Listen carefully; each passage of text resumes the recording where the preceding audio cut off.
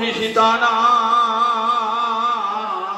প্রেমানন্দে একবারে হরি হরি বল নিতাই গৌরী সীতানা প্রেমানন্দে একবার হরি হরি বল নিতাই গৌরী সীতানাথ প্রেমানন্দে একবার হরি হরি বল নয়ন পথগামী ভব তুমি জগন্নাথ স্বামী নয়ন পথগামী ভব তুমি জগন্নাথ স্বামী নয়ন পথগামী ভব তুমি গোবিন্দের চরণ আমার কোটি কোটি দণ্ডবৎ প্রণিপাত।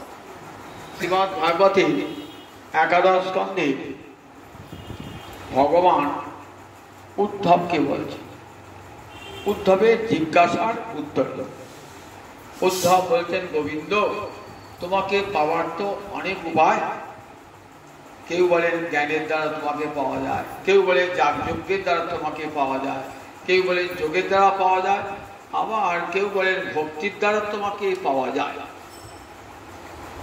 সব পথে যদি পাওয়া যায় তাহলে কোন পথটা সর্বোত্তম? তুই বলো কোন পথে গেলে সহজে তোমাকে পাওয়া যায়? তখন ভগবান উত্তর দিচ্ছেন উদ্ধব।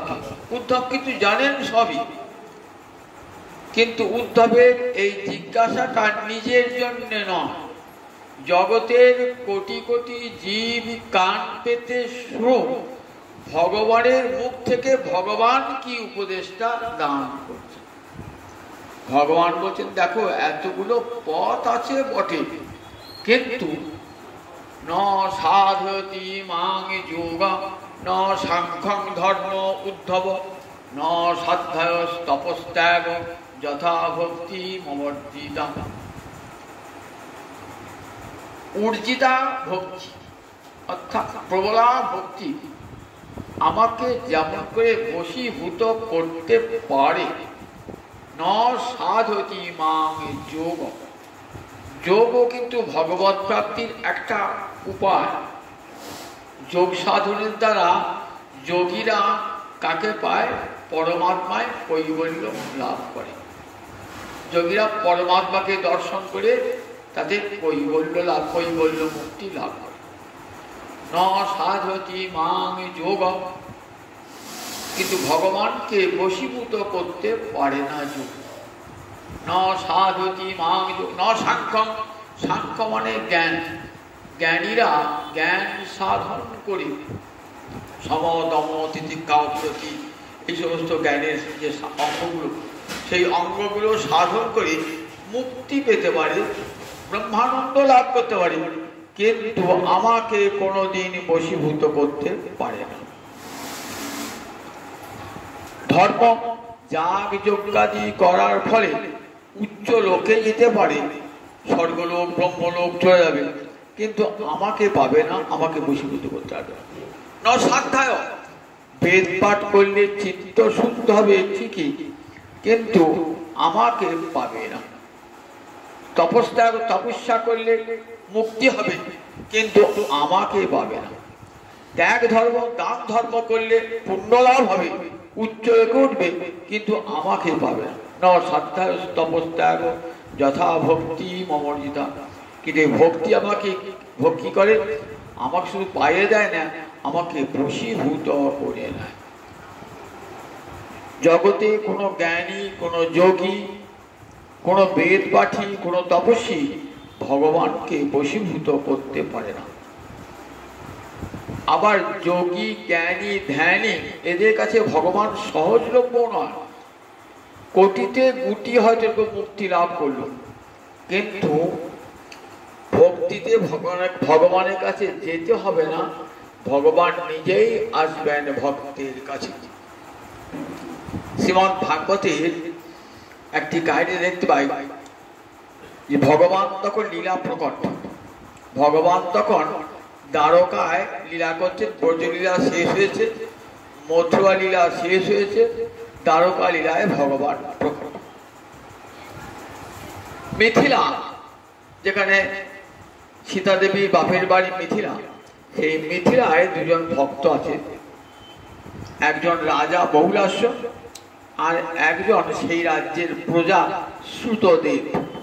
বহুলাস্য আর সুতদেব, বহুলাস্য রাজা আর সুতদেব সাধারণ দরিদ্র প্রজা। দুজনেই পরম কৃষ্ণ ভক্ত, দুজনের বাড়িতে বিগ্রহ সেবা আছে। সেই ইচ্ছা গোবিন্দ যখন যার বিগ্রহ সেবা করছে তিনি যখন স্বয়ং প্রকট, একবার তাকে গিয়ে দেখে আসে, অন্তর ইচ্ছা। কিন্তু যেতে পারছেন না কেন? ঘরেতে বিগ্রহ সেবা রয়েছে তো। নাম বিগ্রহ স্বরূপ তিনে এক রূপ। কৃষ্ণ নাম, ওই গোলকের কৃষ্ণ সাক্ষাৎ কৃষ্ণ, আর তার যে প্রতিমা, এই তিনটে এক। ভালো করে শোনা করতে, নাম বিগ্রহ স্বরূপ তিনটেই চিদানন্দময়, তিনটেই এক। কৃষ্ণ নামও যা, সাক্ষাৎ কৃষ্ণতা, আবার যে কৃষ্ণের প্রতিমা সেটাও তাই, তিনটেই এক। প্রতিমা নহ তুমি সাক্ষাৎ ব্রজেন্দ্র নন্দন, তুমি প্রতিমা নহ সাক্ষাৎ ব্রজেন্দ্র নন্দন। বাড়িতে একটা গোপাল কিনে আনলেন তো, এ নিজেই প্রতিষ্ঠা করলেন, প্রাণ প্রতিষ্ঠা করলেন। এইবার কিন্তু একবার কেমন হয়ে গেল, আর প্রতিমা নয় কিন্তু সাক্ষাৎ ব্রজেন্দ্র নন্দন। যদি প্রতিমাতে শিলাবুদ্ধি করো তাহলে পাপ হয়, তার একটা উদাহরণ দিয়েছেন। প্রতিমাতে শিলাবুদ্ধি, অন্ধমুনির রামায়ণে পড়েছেন তো, অন্ধমুনির পুত্র সিন্ধুমুনি জল আনতে গিয়েছে সন্ধ্যাবেলাতে। রাজা দশরথ জল পড়ছেন তো দেখে রাজা দশরথ ভাবছে হরিণ বোধহয় জল খাচ্ছে, শব্দভেদী বাণ চালাতে পারতেন। এমন শব্দভেদী বাণ নিক্ষেপ করেছেন না, অন্ধমুনির পুত্র সিন্ধুমুনির মৃত্যু হয়ে গেল পায়। রাজা গিয়েছে, হরিণ নয় তো, এ তো মুনিপুত্র, এ আমি কি করলাম, ছি ছি ছি ছি ছি। রাজা দশরথ সেই মুনিপুত্রকে কোলে করে নিয়ে এলেন। সিন্ধুমুনি এবং তার পত্নী দুজনেই অর্থ। বলছেন বাবা সিন্ধু এলি? রাজা বলছেন না না, সিন্ধু আসে নাই, আপনার মৃতপুত্রকে আমি নিয়ে এসেছি। আমি না জেনে বাণ নিক্ষেপ করেছি, আপনার পুত্রের মৃত্যু হয়ে গেছে। হাও হাও করে বললেন দেখো, আমি যেমন পুত্র শোকে আমার প্রাণ ত্যাগ গেলাম, তোমাকেও তেমনি পুত্র শোকে প্রাণ পরিত্যাগ করতে হবে। তখন বলছেন কেন আমার এই পুত্রের অকাল মৃত্যু হলো? আমি কি প্রতিমাতে শিলাবুদ্ধি করেছিলাম? প্রতিমাতে শিলাবুদ্ধি করেছিলাম কেন এত বড় পাপ ঘটে গেল, এত বড় দুর্ঘটনা ঘটে গেল? ঘরে ঘরে প্রতিমা আছে, তাকে যদি শিলাবুদ্ধি করেন তাহলে কত বড় অঘটন ঘটে যেতে পারে, এটা তার প্রমাণ। প্রতিমাকে কখনো শিলাবুদ্ধি করে না। প্রতিমা নহ তুমি সাক্ষাৎ ব্রজেন্দ্র নন্দন, চৈত্র আমি শুনেছি সাক্ষাৎ প্রতিমা এসে সাক্ষী দিয়েছে, আজও রয়েছে কটকে সাক্ষী গোপাল। শ্রীখণ্ডের গোপীনাথ দারু খেয়েছে, আলালনাথ দুধ খেয়েছে। প্রতিমা নহ তুমি সাক্ষাৎ ব্রজেন্দ্র নন্দন। তাই প্রতিমা ছেড়ে কৃষ্ণকে দেখতে যেতে পারছেন না, কারণ গোবিন্দ যা, গোবিন্দের বিগ্রহ কি করে প্রতিমা ছেড়ে যায়? তাহলে প্রতিমার সেবা হবে না তো। তাই ভাবলেন, মনে ভাবছেন আমার গোবিন্দ দর্শন হলো না, মনে মনে ভাবছেন। গোবিন্দ কিন্তু জানতে পেরেছেন যে প্রতিমা ছেড়ে, বিগ্রহ ছেড়ে আমার কাছে আসতে পারছেন। ভাগবত শিক্ষা দিচ্ছেন সুখদেব মহারাজ, ঘরে ঘরে বিগ্রহ ছেড়ে, বিগ্রহকে উবাসী রেখে তীর্থে তীর্থে ঘুরে বেড়ালে কোনো পুণ্য লাভ হয় না। কারণ ঘরের বিগ্রহ আর তীর্থের বিগ্রহ সমান, সব সময় রাখতে হবে। দেখুন ভগবান জানতে পেরেছেন তো, সাক্ষাৎ দর্শন দেওয়ার জন্য ভগবান আসছেন। ভগবান এলেন, ভগবান ভক্তকে যেতে হলো না। ধ্রুবের কথা যখন বলছেন না ভগবান, তখন বলছেন সভৃত্য দিদিক্ষয়া, নিজের ভক্তকে দেখবার ইচ্ছায় কৃষ্ণ কোথায় এলেন? মধুর বনঙ্গত। বৃন্দাবনে আজ রয়েছে মধুবন, ধ্রুবের তপস্যা ক্ষেত্র। স্বয়ং ভগবান গোলক থেকে নেমে এসেছিলেন ধ্রুবকে দর্শন দান করবার জন্য, ধ্রুবকে যেতে হয় নাই। তাহলে ভক্তির সাধনটা কত বড় সাধন দেখুন। বহুলাস্য আর সুতদেব গোবিন্দ চরণে ভক্তিমান, কিন্তু গোবিন্দ লীলা দর্শন করতে পারছেন না। ঘরে বিগ্রহ ফেলে দিয়ে যাই কেমন করে, গোবিন্দ অন্তরের ডাক শুনতে পারবে। যেখানে বসেই ডাকুন না কেন, পাতালে বসেই ডাকুন, আর হিমালয়ে বসেই ডাকুন, আর মনের গুহায় বসে ডাকুন, গোবিন্দ আমার অন্তর্যামে ডাক শুনতে পাবে। ভগবান এলেন, আমার ভক্ত এত ডাকছে।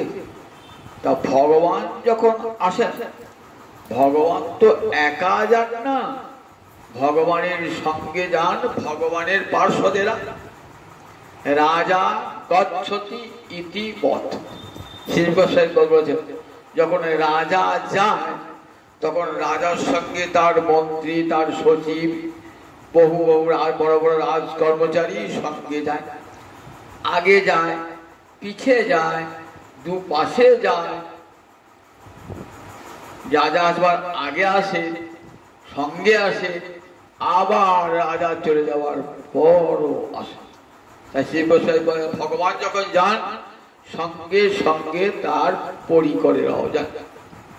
তখন ব্রহ্মাদি, তখন ব্যাস, সুখ, ব্যাস এদিকে নিয়ে যাচ্ছেন, নারদ এদিকে নিয়ে ভগবান যাচ্ছেন কোথায়? মিথিলা। মিথিলা হলো সীতা দেবীর বাপের বাড়ি মিথিলা। সেই মিথিলার দুই ভক্ত, রাজা বহুলাস্য আর প্রজা সুতদেব, দুজনেই হরিভক্ত। দুজনই এসেছেন যখন মিথিলায় ঢুকবেন, সেই মিথিলায় নগরে ঢোকার যে প্রবেশ পথে দুজনেই দাঁড়িয়ে আছেন। শুনেছেন গোবিন্দ আসছেন, তো দুজনেই ভাবছেন গোবিন্দকে নিয়ে যাব। যে এসেছেন না, দুজনই আনন্দ উৎফুল্ল। প্রভু, আমাদিকে যেতে হলো না, তুমি এলে, আমাদের অন্তরের ডাক তুমি শুনতে পেয়েছো। বহুলাস্য বলছে প্রভু আমার বাড়ি। সুতদেব বলছে না না প্রভু আমার বাড়ি। কার বাড়ি যাবে ভগবান? দুজনেই তো ভক্ত। বহুলাস্য বলছে আমার বাড়ি চলো। সুতদেব বলছেন আমার বাড়ি চলো। ভগবান কি করলেন? দুজনের বাড়ি যাবেন ভগবান, কিন্তু এমন ভাবে গেলেন, নিজেকে দুই ভাবে বিভক্ত করলেন, কিন্তু জানতে দিলেন না। তাহলে জানবে আধখানা ভগবান এসেছে আমার বাড়িতে, গোটা ভগবানই গিয়েছে। এমন ভাবে ভগবান গেলেন। বহুলাস্য ভাবলেন যে কৃষ্ণ আমার বাড়িতে এসেছেন। সুতদেবও ভাবলেন গোবিন্দ আমার বাড়িতে এসেছে। বহুলাস্যের বাড়ি যায় না, আমার জানতেই দিলেন না। বহুলাস্য ভাবছে গোবিন্দ আমার বাড়িতে এসেছেন আমার ডাকে। সুতদেব ভাবছেন আমার বাড়িতে এসেছে। রাশেতে যেমন সব কপি দেখছেন আমার কাছে কৃষ্ণ, ঠিক তেমনি যিনি কোটি কোটি হয়েছেন তিনি দুটো হতে পারবেন না। ভগবান গেলেন বহুলাস্যে, খুব আনন্দ, রাজবাড়িতে গিয়েছেন তো। আর দরিদ্র সুতদেব, তার তো কিছু নাই, তার আনন্দের সীমা নাই।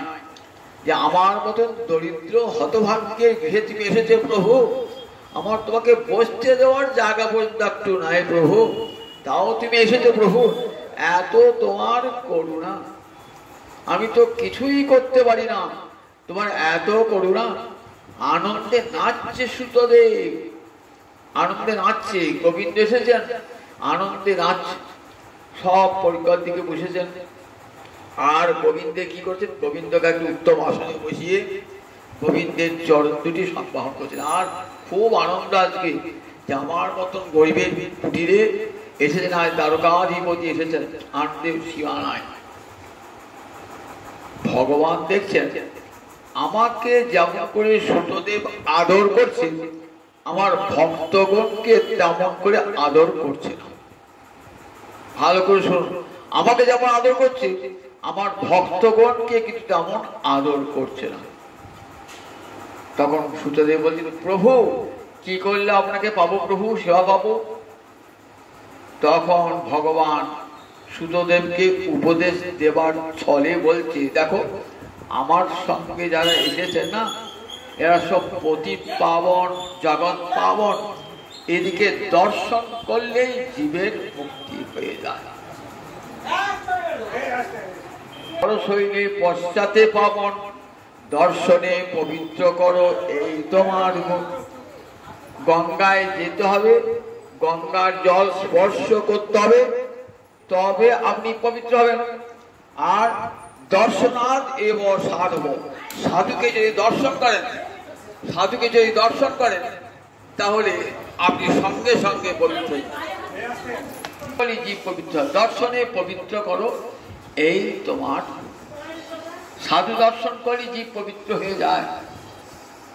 সাধু দর্শনে দর্শনাদিব সাধু, গঙ্গার পরশৈলে পশ্চাৎ ভবন, দর্শনে পবিত্র করো এই তোমার গুণ।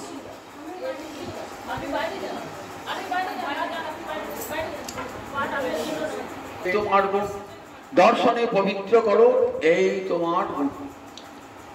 তাহলে দেখো আমাকে যেমন করে সেবা করছো তেমনি করে আমার ভক্তগণকে মন শ্রদ্ধা আচ্ছা আমার মতন শ্রদ্ধা নিয়ে ঠিক আমার ভক্তগণকে সেবা করো।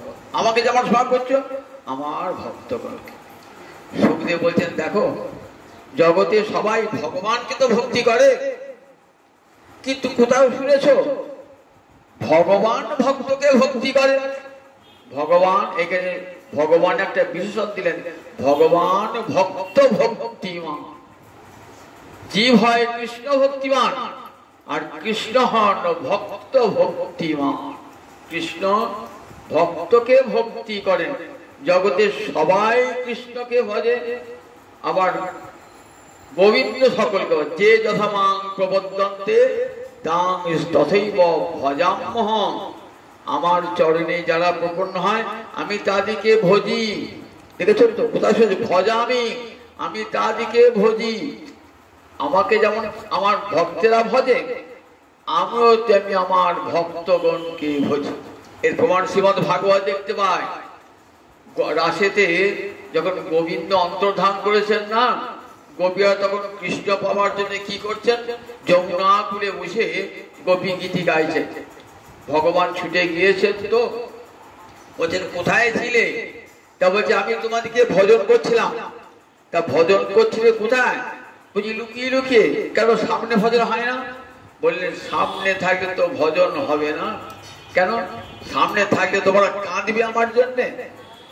আমি দেখো লুকিয়ে আছি, তোমরা কাঁদছো আমার বিরহে, আর আমি লুকিয়ে লুকিয়ে তোমাদের কাঁদা বদন দেখছি। এটাই তো আমার ভজন। আমার ভক্ত কাঁদছে আমি দেখি, এটাই আমার ভজন। তাহলে দেখুন ভক্তি কেমন। উদ্ধবকে বললেন ভগবান যে দেখো বললেন, ন সাধতি মাং যোগ ন সাংখ্যং ধর্ম উদ্ধব ন সাধ্য তপস্ত্যাগ যথা ভক্তি মমর্চিতা। উর্জিতা ভক্তি যেমন করে, ভক্তি থাকলে ভগবান যেমন ছুটে আসেন, দেখা যেতে আসেন, ভক্তকে যেতে হয় না। আমি একদিন জগন্নাথ দেবের কাহিনী শোনাই যে কেমন ভগবান ভক্ত ভক্তিমান। উড়িষ্যার তখন স্বাধীন নরপতি রাজা রামচন্দ্র দেব, প্রতাপপুত্রের বহু পূর্বে তার পূর্বপুরুষ রাজা রামচন্দ্র দেব। তখন মোগল শাসন চলছে দেশে। জগন্নাথ মন্দির ধ্বংস করবার পরিকল্পনা করছে বিধর্মীরা। কি করে জগন্নাথ মন্দিরকে রক্ষা করা যায়? ভয়ঙ্কর যুদ্ধ করলেন রাজা রামচন্দ্র দেব মোগলদের বিরুদ্ধে। পরাজিত হয়ে গেলেন, দুর্ভাগ্য, কারাগারে বন্দী করলেন। তখন ওইখানকার সুবেদার ছিল একজন টাকি খাওয়া, কারাগারে প্রস্তাব নিল তোকে কারাগারে পচে মরতে হবে, একটা শর্তে তোমাকে বাঁচাতে পারি, কি না যদি তুমি আমার ভগিনীকে বিবাহ করো, আমার ভগিনীকে যদি বিবাহ করো তাহলে তোমাকে কারাগার থেকে মুক্তি দেওয়া। রাজা রামচন্দ্রের কি একটা বিধর্মী রমণীকে বিবাহ করেন, সবাই তাকে পতিত করে দেবে।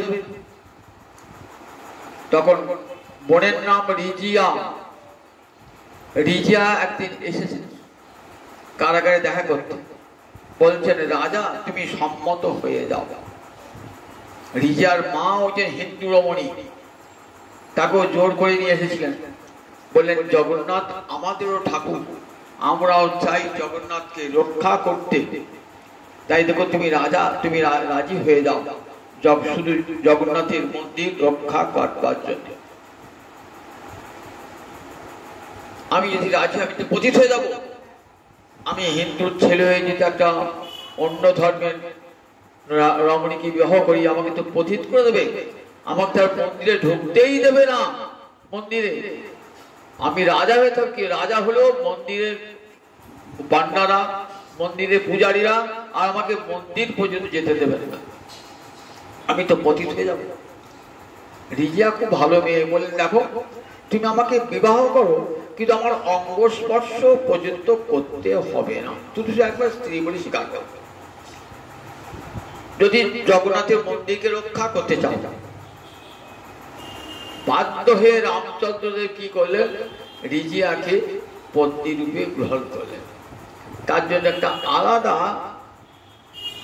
প্রাসাদ বানিয়ে দিলেন, সপ্তাহে একদিন করে দেখা দিতে যেতেন, কোনদিন তার অঙ্গ পর্যন্ত স্পর্শ করে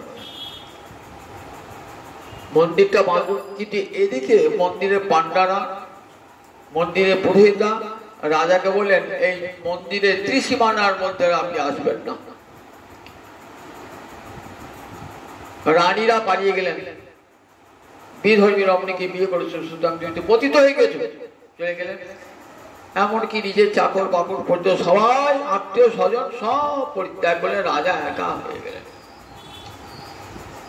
রাজা একা হয়ে ভাবছেন আমাদের জগন্নাথের সেবা থেকে বঞ্চিত হলাম, মনে ভাবছেন, মনে মনে ডাকেন জগন্নাথকে, জগন্নাথ তুমি তো জানো আমার অন্তরের কথা, আমি তো তোমাকে কোনোদিন ভুলতে পারবো না, আমি বিধর্মী হই, আমি পতিত হই, তথাপি তোমাকে তো তুমি তো আমার অন্তর্যামী, আমার কতখানি ভালোবাসা, আমার হৃদয়ের কতখানি ভক্তি তুমি তো জানো প্রভু, আমাকে আজ সমাজ থেকে চ্যুত করে দিয়েছে, আমার তো কোনো দোষ ছিল না, আমি শুধু তোমাকে নিরক্ষা করবার জন্যে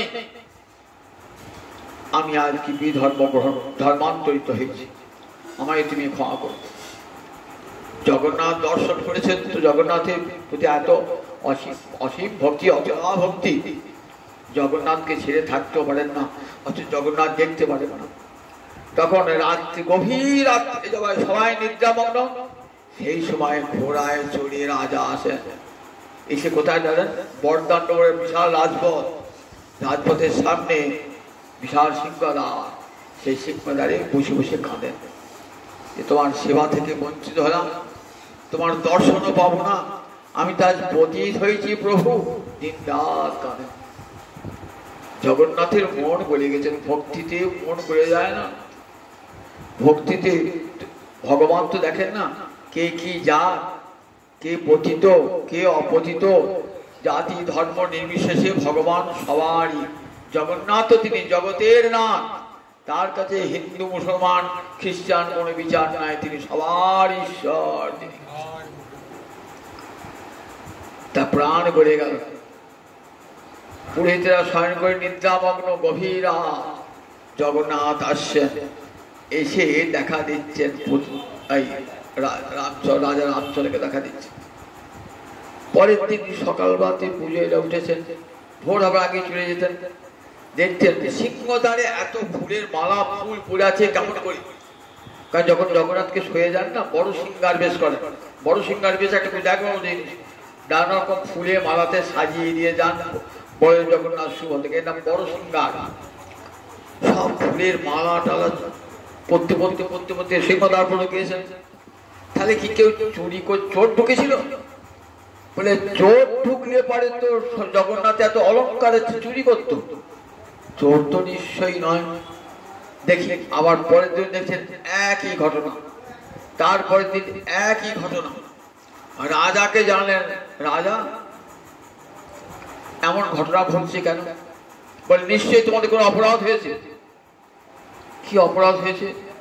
প্রধান পূজারী হত্যা দিয়ে বললেন, প্রভু স্বপ্নে জানাও কি অপরাধ হয়েছে। তন্দ্রা এসেছে, জগন্নাথ এসে দাঁড়িয়ে বলছেন, রাজা দেখো রামচন্দ্র আমার এত পরম ভক্ত, তাকে মন্দিরে ঢুকতে দাও না। সে প্রতিদিন গভীর রাত্রে এসে নয়ন জলে মুখ ভাসিয়ে আমাকে ডাকে। আমি কি থাকতে পারি? আমার সিংহাসন টলে ওঠে। ভক্ত চোখের জলে যখন ডাকে আমি থাকতে পারি? আমার সিংহাসন টলে ওঠে। তাই আমি কি করি? তাকে তো ঢুকতে দেবে না, আমি গিয়ে দেখা করে আসি। আমি গিয়ে দেখা করে আসি। শুধু তাই না, আরো কত পতিতজন আছে জানো, যাদেরকে তোমরা মন্দিরে ঢুকতে দাও না। অনেক অস্পৃশ্য অসুচিকে মন্দিরে ঢুকতে দাও না, কিন্তু আমি তো সবার। আমার কাছে তো কেউ অস্পৃশ্য, কেউ অসুচি, কেউ পতিত নাই, কিন্তু তোমরা ঢুকতে দাও না। তো তারা রাত্রিবেলায় এসে আমার এই সিংহদ্বারের কাছে বসে বসে নয়ন জলে। আরো একদিন আছে জানো, তার নাম শালবেগ। তার বাবার নাম ছিল লালবেগ। লালবেগ এক হিন্দুর এক পাঠান হিন্দু রমণীকে তুলে নিয়ে যান, বিবাহ করে। বিবাহ করে তার গর্ভে যে সন্তানটি জন্মায় তার নাম শালবেগ। শালবেগ যুদ্ধ করতে গিয়ে তার অঙ্গ ক্ষতবিক্ষত হয়ে যায়, তার জীবন সংশয় হয়। তখন বলছেন, জগন্নাথকে মা ডাকতেন, জগন্নাথ তুই আমার ছেলেকে সুস্থ করে দাও, আমার ছেলেকে সুস্থ করে দাও। আর জগন্নাথের কাহিনী শোনাতেন ছেলেকে। ছেলে বলতে, দেখ আমরা মুসলমান নই, আমরা জগন্নাথের ভক্ত, জগন্নাথ আমাদের সেবা, জগন্নাথের সেবা। ছেলে সেই জগন্নাথের কথা শুনে অন্তরটা আকুল, কতক্ষণে জগন্নাথকে দেখবো। কতদিন মায়ের কাছে জগন্নাথের কথা শুনেছি, কিন্তু আমি তো বিধর্মী, আমাকে তো মন্দিরে ঢুকতে দেবে না। তাই শালবেগ কি করেন, এসে ওই বরদানের সামনে সিংহদ্বার, ওই সিংহদ্বারে বসে বসে চোখে জল ফেলান। রামচন্দ্র চোখে জল ফেলান, শালবেগ চোখে জল ফেলান। আর এমন কত লোক রয়েছেন যাদের মন্দিরে প্রবেশ অধিকার নাই, তারা রাত্রিবেলা আসে কাঁদতেন। দেখো তারা রাত্রিবেলায় কাঁদে এসে তোমাদের সামনে আসে না, তোমার তো মন্দির থেকে বার করে দেবে। তাই রাজা আমার একটা আদেশ শোনো, শোনো পূজারী, আমার একটা আদেশ শোনো। রাজাকে বলো ওই সিংহদ্বারের দক্ষিণ দিকে একটা আমার ছোট্ট পতিত বা আমার মূর্তি নির্মাণ করতে। ওই মূর্তি থাকবে, যারা পতিত, যাদেরকে তোমরা মন্দির ঢুকতে দেবে না, তারা আমার এই পতিত পাবন মূর্তি দর্শন করে তার পবিত্র। ঠিক আছে? পতিত পাবন মূর্তি আজ রয়েছে জগন্নাথের সামনে, পতিত পাবন মূর্তি। পতিতকে তিনি পবিত্র করে দেন একবার দর্শন দান করে। কতখানি দেখুন, ভগবান ভক্তি ভুকা, তাকে পতিত হোক অধম হোক, একবার যদি নয়ন জলে মুখ ভাসিয়ে ডাকে, ভগবান আর থাকতে পারে। মনোহর দাস মহেন্দ্র পর্বতে থাকেন, দীর্ঘদিন ভগবানের শ্রীহরি সাধনা করেন, দীর্ঘদিন সাধনা করেন মহেন্দ্র পর্বতে। অন্তর ইচ্ছা জাগলো জগন্নাথ যাবো, কত দূর জগন্নাথ দর্শন যাবো, কোথায় পুরী। হেঁটে হেঁটে হেঁটে হেঁটে আসছেন, সেই মহেন্দ্র পর্বত থেকে হেঁটে হেঁটে আসছেন। আস্তে আস্তে পুকুরে সরোবরে নেমেছেন, দেখছেন কত সুন্দর সুন্দর পদ্ম ফুল ফুটেছে। তখন কিন্তু শীতকাল। নামলেন এক গলা জলে, এক ঝুড়ি পদ্ম তুলেছেন। পদ্ম তুলে ভাবছেন জগন্নাথ এই পদ্ম ফুলের মালা দিয়ে জগন্নাথকে সাজাবো। এক ঝুড়ি পদ্ম ফুল মাথায় করে আনছেন। আনতে আনতে আনতে আনতে আনতে আনতে প্রায় 15 দিন হয়ে গেছে। পদ্ম ফুল কি আর টাটকা থাকবে? পদ্ম ফুল তো শুকিয়ে গেছে। এসে যারা খুন্টিয়া মালা তৈরি করে, মালা গান, তাদেরকে বলছেন জগন্নাথের মালা করে দাও, আমি এনেছি। তারা বলছেন এই মালায় ঠাকুর এই ফুলে মালা হবে না, যাও বেরিয়ে যাও। কঠোর কর্কশ ভাষায় তাড়িয়ে দিয়েছে। আমি এত কষ্ট করে জলে গলা ডুবিয়ে আমি সরোবর থেকে জগন্নাথের জন্য পদ্ম ফুলের মালা তুললাম, আর সেই পদ্ম ফুলের মালা জগন্নাথের গলায় দৌড়েছিলাম, আমাকে তাড়িয়ে দিল। মালা তো কাঁদছিল, তাড়িয়ে দিল। কি করবে? মন্দিরের পাশে এক পাশে শুয়ে আছেন আর কাঁদছেন, নয়ন জলে ভাসছেন। আমার আনা জিনিস তুমি নিলে না প্রভু। তুমি যে গীতাবাক্যে বলেছো, পত্রঙ্গে পুষ্পঙ্গে ফলঙ্গে তোয়ঙ্গে যোমে ভক্তা প্রযচ্ছতি তদহং ভক্তি বিহিতং অস্নামি প্রযতাৎ। পত্র পুষ্প ফল জল যে আমাকে ভক্তি ভরে দেয়, সেই ভক্তির দেওয়া উপহার আমি গ্রহণ করি। তা আমি তো নিয়ে এলাম প্রভু। আমার অন্তরে তো ভক্তির ত্রুটি ছিল কি প্রভু? সুন্দর পদ্ম ফুল একমাত্র তোমার কণ্ঠে শোভা পায় করে নিয়ে এলাম, কিন্তু সেই পদ্ম ফুল মালা গাঁথল না, দূরে সরিয়ে দিল। কাঁদছেন, নয়ন জলে ভাসে। জগন্নাথ রাত্রিবেলায় গিয়ে দেখছেন সেই ছুটে সাজানো ফুল সব শুকিয়ে গেছে। যেই দৃষ্টিপাত করেছেন না, একবারে ফুলগুলি সব টাটকা ফুল হয়ে গেছে। তখন বলছেন পূজারীকে, দেখ কত দূর থেকে মনোহর দাস আমার জন্য পদ্ম ফুল নিয়ে এসেছে, তোরা দূরে সরিয়ে দিলি, মালা গেছে পড়াই না আমাকে। বললেন শুকনো পদ্ম ফুল প্রভু পড়াই নাই, দেখা পদ্ম ফুল শুকনো কিনা দেখা। গিয়ে দেখছে যেমন টাটকা তুললে পদ্ম ফুল হয় তেমন টাটকা পদ্ম ফুল। সেই পদ্ম ফুলের মালা গেঁথে পরিয়ে দিলেন। আজও মাঘ মাসে জগন্নাথের পদ্ম বেশ হয়, ওই মনোহর দাসের স্মৃতিতে আজও পদ্ম বেশ হয়, যাতে ওই মনোহর দাসের স্মৃতি থাকে। শীতকালে পদ্ম ফুলের মালা দিয়ে জগন্নাথকে সাজানো হয়। জগন্নাথ বলরাম সুভদ্রাকে পদ্ম বেশে সাজানো হয় আজও।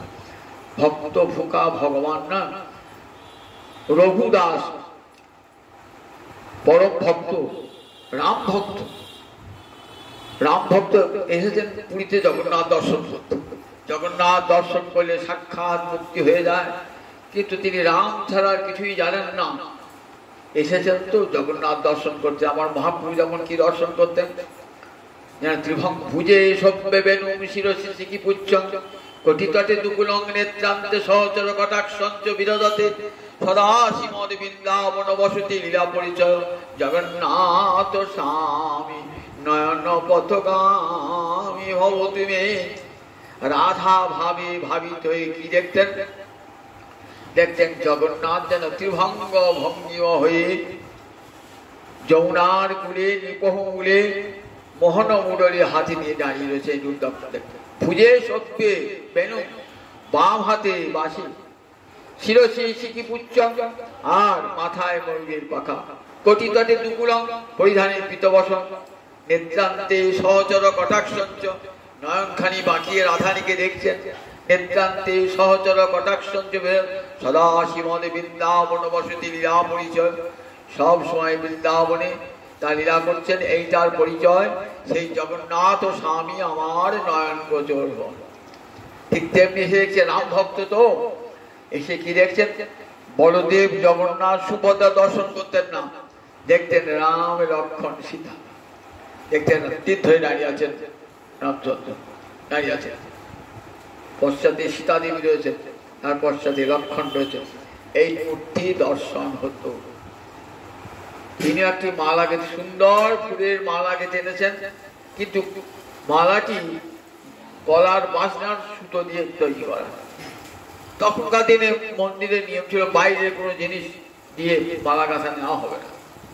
যাও, তোমার মালা জগন্নাথকে পরানো হবে না, জগন্নাথকে পরানো হবে না, জগন্নাথকে পরানো হবে। ওই মালা জগন্নাথকে পরানো হয় না।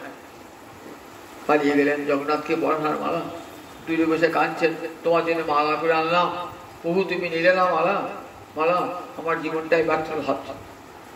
রামচন্দ্রের কাছে, সেখানে রামচন্দ্রের বিগ্রহ, সে রামচন্দ্রের বিগ্রহের সামনে আগে রেখে দিয়েছে, আর নয়ন জলে ভাসছেন। জগন্নাথ তোমার জন্য মালা আনলাম আমি, তুমি মালা নিলে না প্রভু।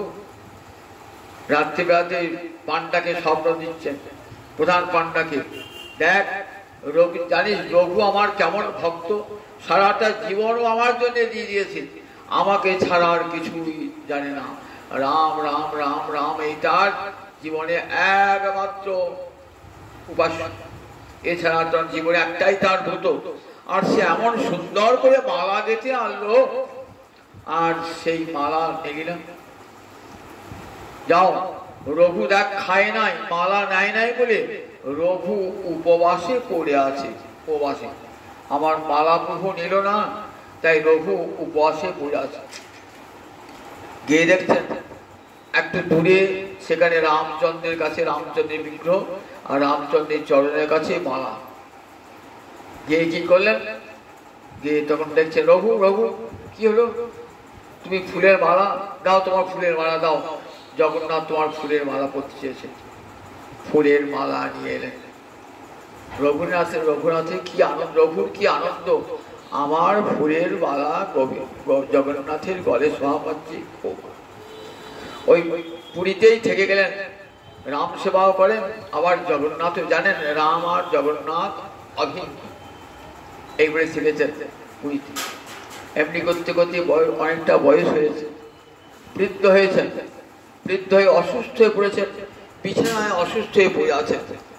আর বিছানা থেকে সেরে মলমূত্র ত্যাগ করতে আমার মতো ক্ষমতা আর নাই, বিছানাতেই মলমূত্র ত্যাগ করেন। বিছানা দুর্গন্ধ হয়ে গেছে, কেউ ঢোকে না ঘরে।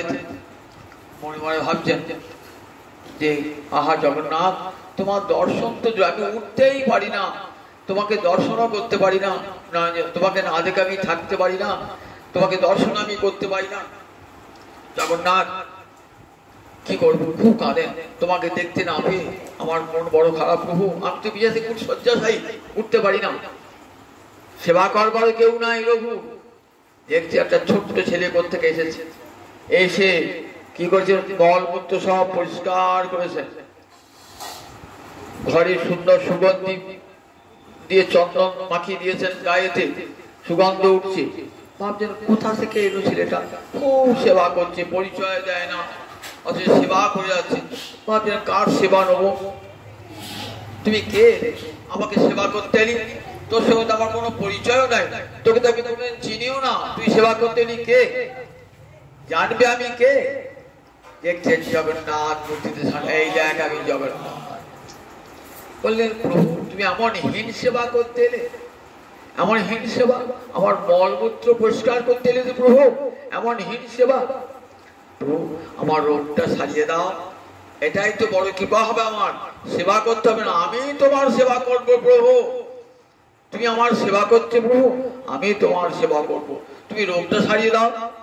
বলে রোগ তো আমি এক মুহূর্তে সারাতে পারি, কেন সারাই না জানিস, তুই যেমন করে আমার সেবা করিস, আমারও অন্তরে ইচ্ছা জাগে আমিও তোকে তেমনি করে সেবা করব। কোথাও শুনেছেন আমার কথা, এ কথা শ্রীমদ ভাগবত ভক্তিশাস্ত্র ছাড়া কেউ বলতে পারে যে ভগবান যেমন করে ভক্তকে সেবা করে, ভক্ত যেমন করে ভগবানকে সেবা করে, ভগবানও তেমনি করে ভক্তকে সেবা করেন। আর ভক্তের দেওয়া দ্রব্য ভগবান পরম আদরে গ্রহণ করেন, ভক্তের জিনিস ভগবান জোর করে কেড়ে নেন, অভক্তের দেওয়া জিনিস ভগবান একবার ফিরে উল্টিও দেখতেও চান না, একবার মুখটা ঘুরিয়েও দেখতে চায় না। দুর্যোধনের রাজভোগের দিকে একবার তাকালেন না, ক্ষুধা পেয়েছে ভগবানের, মীমাংসা করতে সে অনেক বেলা হয়ে গেছে, ভগবানের পূর্বাহ্ন পার হয়ে গেছে। দুর্যোধন বলছে বন্ধু আজ আমার গৃহে খেয়ে যাও। বললেন না না বন্ধু, আমার ক্ষুধা পায় নাই, কিন্তু ক্ষুধা পেয়েছে ভগবানের। ভগবান জানেন কোন জায়গায় খেতে হয়, জানেন ভগবান। বললেন দেখো, যে আমাকে অহংকার প্রদর্শন করে খাদ্য দেবে, আমি সেখানে একবারও যাব না, আমি সেই ভিখারির ঘরে যাব, যে ভিখারি আমাকে পরম আদরে ভোজন করাবে। বিদুরের গৃহে গেলেন, বিদুরের গৃহে বিদুরের খুদ খাবার জন্য ভগবান গেলেন। ভালো চাল ভগবানকে রেঁধে দেবার ক্ষমতা বিদুরের নাই। ভিক্ষা করে খুদ পেয়েছেন, চালের গুঁড়ো সেই দিয়ে রান্না করেছেন। সেই খুদ খেয়ে ভগবান পরম পরিতৃপ্তস্মি, কারণ তাতে ভক্তি মেশানো আছে, তাই সেটা অমৃত হয়ে গেছে, অমৃত হয়ে গেছে।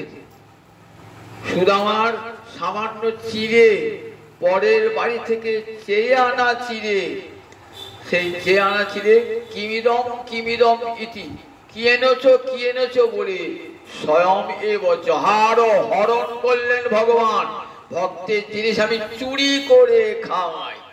আমার মায়ের দেখো ঘরে কত গরু আছে, কত ননি ক্ষীর ননি সর আছে, তবু আমি ভক্তের ঘরে ঘরে চুরি করে করে খাই, চুরি করে করে খাই।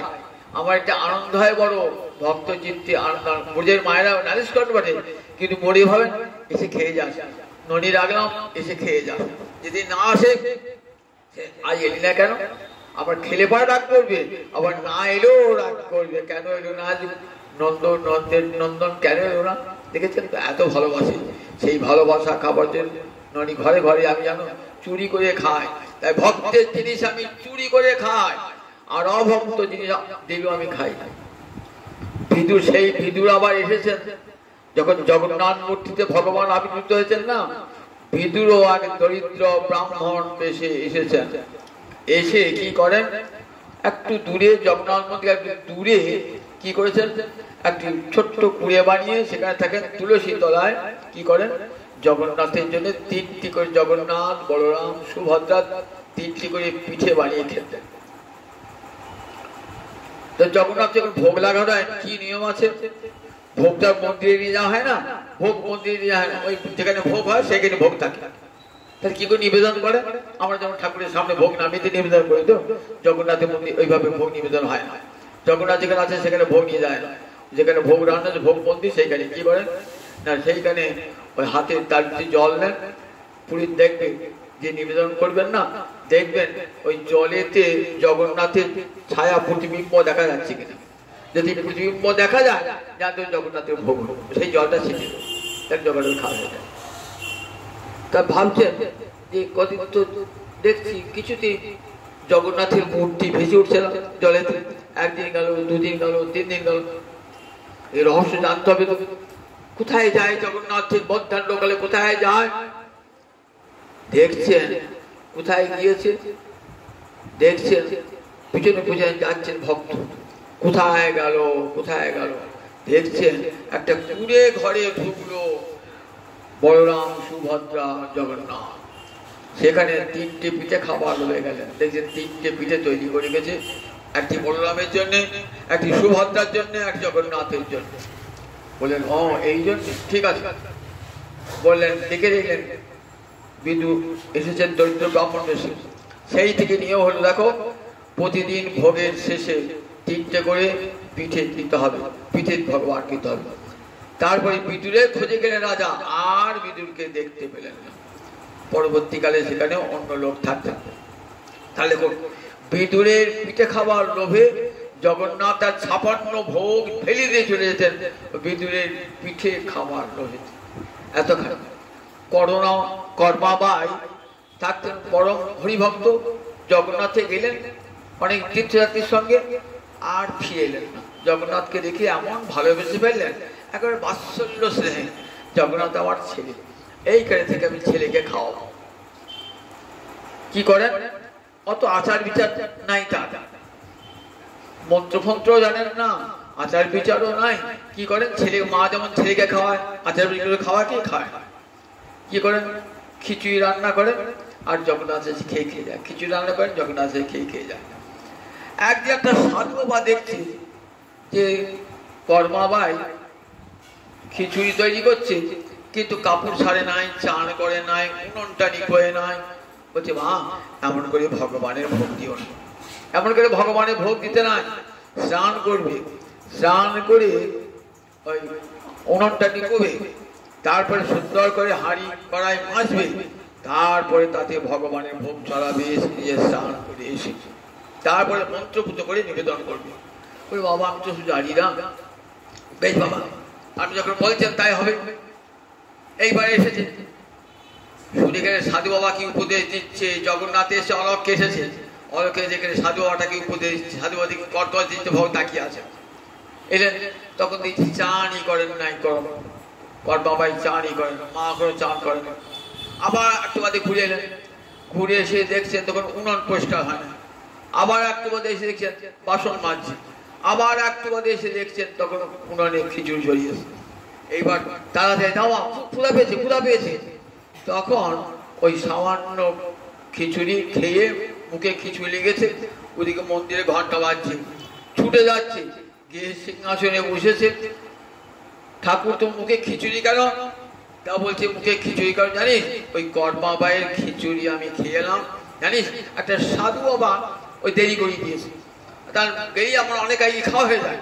সাধু বাবা উপদেশ দিচ্ছে, তুমি চান করবে, উনুন নিকবে, তারপরে মন্ত্র পড়বে, তারপরে নিবেদন করবে। দেরি হয়ে গেল সাধু বাবাটা, সাধু বাবার জন্য আমার খেতে দেরি হয়ে গেল, তাই ছুটতে ছুটতে এলাম। তখন সেই কর্মাবাইয়ের সন্ধানে গেলেন যে কর্মাবাই যে তুমি এমন করে সেবা করো, রাজা তোমাকে ডেকেছেন। সেই থেকে আজ একটা করে যখন ভোগ হয় না, একটা খিচুড়ি হয় আর বলা হয় এই করমার খিচুড়ি, এই যে আজ বলা হয় এইটি করমার খিচুড়ি। দেখুন ভগবান কেমন ভক্তবৎসল, যে করমার খিচুড়ি কত সে স্নান করে না, অসুচি অবস্থায় রন্ধন করেছে। ভগবান ভক্তিভুকা ভগবান, পত্রং পুষ্পং ফলং জমে ভক্তা, ভক্তি সহকারে দিলেই ভগবান খান।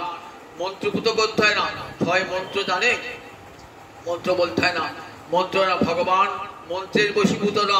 দেখেন আমাদের ভোগ আছে গানে কি বলি, মন্ত্রতন্ত্র জানি না হে, নাও প্রভু খাও বলে দিলাম, মন্ত্রতন্ত্র জানি না হে। অদ্বৈত প্রভু যখন মহাপ্রভুকে ভোগ নিবেদন করছেন না, মন্ত্র তন্ত্র জানি না হে, যা জুটেছে তাই দিলাম, নাও প্রভু খাও বলে দিলাম। অন্তরে এই আকুতিটাই যথেষ্ট, এই আকুতিটাই যথেষ্ট। এটি ভগবান দেখছেন। বহু রাজ উপচারে ভগবানকে খাওয়ালাম, অন্তরে এতটুকু ভালোবাসা নাই, ভগবান সে বস্তু কখনো গ্রহণ করেন না। হৃদয়টা কেঁদে উঠে ভগবানের জন্য। দেখুন দাসিয়া বাউরি, সে একটা অতি নির্যাতি তো, সে একটা বহু কষ্ট করে নারকেল জোগাড় করেছে গোবিন্দের সেবার জন্য। কাপড় বিক্রি করতো, কাপড় বিক্রি করতে করতে এক জায়গায় থেকে ভালো নারকেল, বলে নারকেলটা দেবে আমাকে, তারপরে দেবো, কি দাম নেবে? ওই গোটা কাপড়টা চাই। একটা কাপড়ের দাম একটা নারকেলের দাম এক হয়? বলেন তাই নাও, আমাকে নারকেলটা দাও। সেই নারকেলটা নিয়ে আসছেন, প্রতিপদ এক ব্রাহ্মণ জগন্নাথকে পুজো দিতে আসছেন। বলছেন ব্রাহ্মণ তুমি তো দেবে জগন্নাথকে পূজা, আর আমি তো একটা বাউরি নিচু জাতি, আমি নারকেলটা দিলাম, তোমার দেওয়ার পর তুমি ওই গরুর স্তম্ভের পাশে নারকেলটা হাতে করে দাঁড়াবে, যদি বলবে এটা দিয়েছে দাসিয়া বাউরি দিয়েছে, যদি ভগবান নেন কৃপা করে তাহলে দিও, আর না নিলে ফেরত নিয়ে এসো আমার কাছে। ব্রাহ্মণকে অবজ্ঞা ভয়, তুই একটা নিজাত, তুই ভগবানকে খাওয়াবি, স্পর্ধা করে হাসতে ব্যঙ্গ করে নিয়ে এসে কি করেছেন, নিজের যার দ্রব্য নিয়েছে ভগবানকে নিবেদন করে মনে পড়েছে দাসিয়া বাউরি দাঁড়িয়ে আছে। বলছেন দাসিয়া বাউরি দিয়েছে, হাসতে বলছেন তোমাকে দেবে। দেখছেন ওইটুকুনি হাত জগন্নাথের বিরাট লম্বা হাত হয়ে গেল। ওই নারকেলটা নিয়ে জগন্নাথ খাচ্ছেন, জগন্নাথ নারকেলটা নিয়ে অবাক হলেন। ওই আমি যে এত দ্রব্য দিলাম, কত নৈবেদ্য ভগবানকে দিলাম, কই ভগবান তো গ্রহণ করলেন না। আর দাসিয়া বাউরি সে কত আদর করে একটা নারকেল নিয়ে এসেছে, ভগবান সিংহাসন থেকে হাত বাড়িয়ে নারকেলটা নিয়ে নিলেন। দেখুন ভক্তের দেওয়া জিনিস ভগবান কত আদরে গ্রহণ করেন। আম এনেছেন, আমের সময় এক ঝুড়ি পাকা, দরিদ্র মানুষ ভিক্ষা শিক্ষা করে খায়, কোনো কাপড় বিক্রি করে কোন দুটি পয়সা জোটে না, নিয়ে এসে আগে আম বাজারে দেখেছে ভালো আম, সে আম নিয়ে এসছে। আম যে এনেছে পান্ডারা কাড়াকাড়ি করছে, বলে তোমাদের জন্য আমি আম আনি নাই, আম এনেছি আমি জগন্নাথের জন্য। না আমরা জগন্নাথকে নিবেদন করবো না, তোমরা জগন্নাথকে নিবেদন করবে না, আমি জগন্নাথকে নিবেদন করবো। তোর সাহস কম না তো, তুই জগন্নাথকে নিবেদন করবি? আমি জগন্নাথ, যদি আমার হাতে জগন্নাথ না খায় নিয়ে চলে যাবো। মন্দিরে তো ভগবদ্গীতা দূর থেকে দেখছেন সুদর্শন চক্র, দাসিয়া বাবুকে ভগবান বলেছেন ওই সুদর্শন চক্রকে দেখাবি, ওই সুদর্শন চক্রই আমি আমি তোর হাত থেকে যা নৈবেদ্য দিবি আমি গ্রহণ করবো। একটি এক করে জগন্নাথ তোমার জন্য এই আম্র ফল এনেছি, নেবে জগন্নাথ? দেখছেন জগন্নাথ কোথায় আমটি অদৃশ্য হয়ে গেল, একটি একটি করে আম অদৃশ্য হয়ে গেল, সব আম অদৃশ্য। ভাবতেন কোথায় গেল আমগুলো? পান্ডারা বলে দেখো গা, মন্দিরে ঢুকে দেখো গা, আমার তো মন্দিরে ঢোকার অধিকার নাই, তোমরা মন্দিরে ঢুকে দেখো গা কলার আটিগুলো আর চোকাগুলো কোথায় পড়ে আছে। গিয়ে দেখছেন মন্দিরের চারপাশে ওই আমের চোকা আর আমের আটি পড়ে রয়েছে। দাসিয়া বাউরির হাতে ভগবান খেলেন, তাই ভগবান বললেন দেখো পত্রং পুষ্পং ফলমতে আমি জমে ভক্তা প্রযচ্ছতি, পত্র পুষ্প ফল জল যে আমাকে ভক্তি ভরে দেয়, আমি সেই ভক্তের দেওয়া উপহার আমি পরম আদরে ভোজন করি। ভগবানকে দিতে গেলে চাই ভক্তি ভুকা ভগবান। তাই উদ্ধবকে বলছে উদ্ধব ন সাধতি মাং যোগ ন সাংখ্যং ধর্ম উদ্ধব ন সাধ্যায় তপস্ত্যাগ যথা ভক্তি মমর্জিতা। জানো আমাতে উর্জিতা ভক্তি প্রবলা ভক্তি কেমন জানো, যে আমাকে যোগ জ্ঞান ধ্যান তপস্যা কিছুই আমাকে বশীভূত করতে পারে না, কিন্তু ভক্তি ভক্তের নয়ন জল আমাকে বশীভূত করে নেয়। ভক্তের নয়ন জল জানো, পতিব্রতা রমণী যেমন ভালোবাসা দিয়ে পতিকে বশীভূত করে নেন, ভক্তামাং বসে পূর্ববর্তী সৎস্ত্রীয় সৎপতি যথা। সতী রমণী ভালোবাসা দিয়ে পতিকে বশীভূত করে নেন, তেমনি ভক্ত পতিব্রতা পত্নীর মতো আমাকে ভালোবাসা দিয়ে তার অধীনই করে নেয়। দেখো জগতের কোথাও আমি পরাধীনতা স্বীকার করি না, এক জায়গায় করি, আমার ভক্তের কাছে আমি পরাধীন। অহং ভক্ত পরাধীন যতন্ত্রৈব নিজ। এ কথা আর কোথাও কোন শাস্ত্রে নাই, একমাত্র ভাগবত শাস্ত্রে পাবেন। ভগবান বলছেন অহং ভক্ত পরাধীন। আমি কোথাও পরাধীনতা স্বীকার করি না, আমি স্বাধীন ভগবান, স্বরাট ভগবান, স্বতন্ত্র ভগবান, আমি পরতন্ত্র নই, কিন্তু একমাত্র ভক্তের কাছে আমি পরতন্ত্র হয়ে যাই।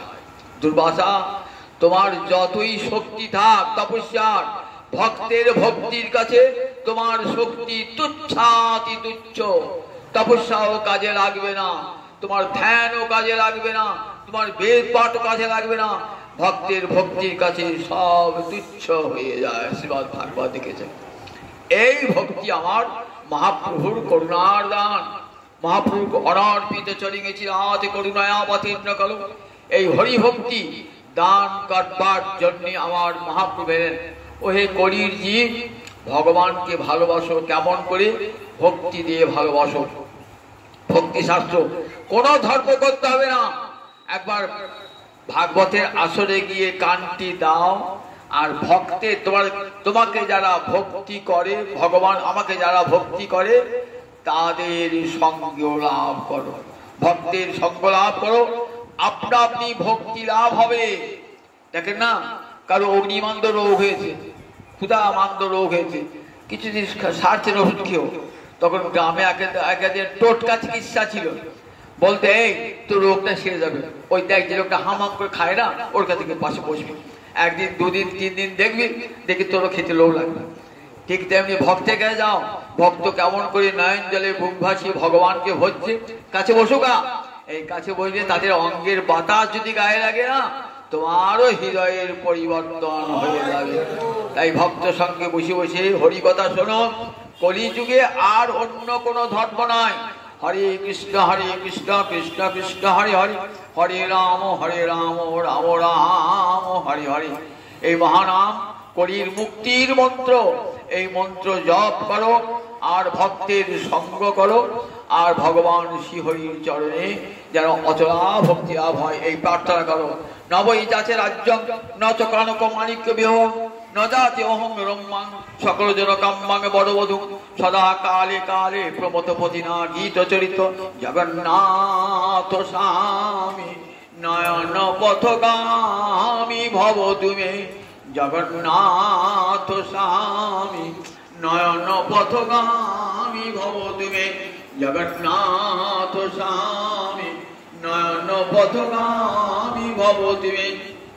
মা বলেছেন নবই যাচ্ছে রাজ্য, তোমার কাছে রাজ্য চাই না, ন চ কনক মাণিক্য বিভব, সোনা চাই না, মাণিক্য চাই না, ঐশ্বর্য চাই না, ন যাচে হং রম্যাং সকল জন কাম্যাং বড়বধূ, সকল জন চায় সুন্দরী পত্নী, আমি তা চাই না। সদা কালে কালে প্রমথপতি না গীত চরিত, প্রমথপতি অর্থাৎ মহাদেব কালে কালে তোমার যে বন্দনা করেন সেই জগন্নাথ আমার নয়ন গোচর, আর কিছুই চাই না। জগন্নাথের কাছে আমাদের সকলেই প্রার্থনা, হে জগন্নাথ আমাদের সকলের অন্তরে শুভ চেতনা জাগ্রত করে আমাদের নয়ন পথের গোচরী বুঝ হও। জয় নিতাই জয় নিতাই, জয় জগন্নাথ, জয় বল, জয় শুভ।